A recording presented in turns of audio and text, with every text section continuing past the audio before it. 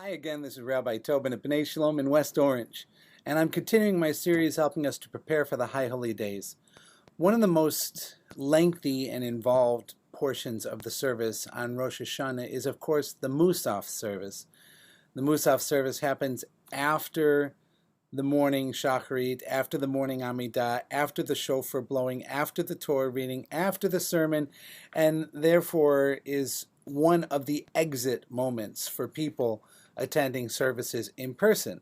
I have bad news for you this year because you can't get up and leave services after the sermon because you're already home. So, God willing, you won't just walk away from the computer at that point, but you'll stick around, because the afternoon service really is where the themes of Rosh Hashanah in the prayer service happen in their grandeur for the first time. And these are the most important themes. The themes are Malkhuyot, Zichronot, Shofarot. That is to say, God as a king, God of memory, and God in that call of the shofar. So today I want to talk about kingship. Looks good, right? Unfortunately, no, I was not born to be a king. And neither were you, and neither was anybody else in this world, in truth. In medieval times, a king was somebody who was born, or through power assumed, the role of, in Europe at least, divinity on earth. We are not allowed to think of people this way. No human being is infallible, and nobody gets to rule just because they say so. In fact, the power of kings rested on two things: sworn loyalty by other powerful people who had armies and so forth to support and enforce the king because it was in their best interest to do so, or economics. The king owned massive areas of land, businesses, resources. So through economic power and through loyalty, military power, the king could be a dictator and enforce whatever they wish. That is not the view of the king in our Torah, because the king in our Torah is often a problem. From Pharaoh in Egypt to King Saul, who wheeled and dealed with Amalek for his own good, to even King David, who Chronicles would have us believe was the greatest, most pure servant of God who ever lived, and yet we know his dalliance with Bathsheba, his wars that were not commanded. He was in many ways a deeply flawed person, not one to follow in everything that he does.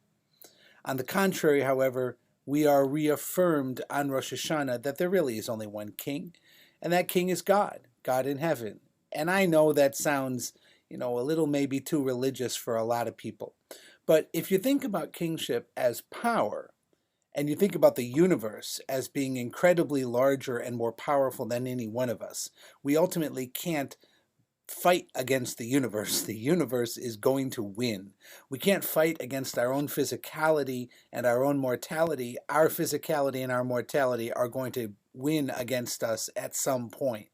What we are taught, however, is that this greater power in which we live, this power that creates the universe and your body and puts our lives together in these circumstances, that is a power that we need to answer to, because that power, that divinity, gives us the opportunity within that kingdom, this universe, to do everything possible that is good and right.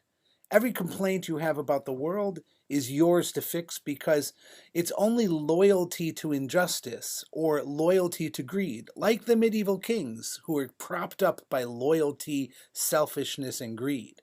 It is only those loyalties that create the injustices in the world. And so the true king on high has already told you that which is right and that which we should do. And the truth is, we need that reminder on a regular basis, and at the very least at Rosh Hashanah. So no matter how much I take the compliment that you stay not just for the Torah reading but for the rabbi's sermon on Rosh Hashanah, I want you to stay through Musaf, because this declaration of kingship, of acknowledging the true power of the universe is bigger than us, and recognizing that we live in a kingdom where we are servants willing to do what is right, that we are going to hear the message of Rosh Hashanah in its reality. So we crown God King on this first day of the new year, a coronation ceremony in which we declare his justice and we welcome him in the Musaf. I'll be talking about Zichronot and Shofarot in the next 2 days. In the meantime, Kitiva Tova, I wish you nothing but good health and happiness in the year ahead.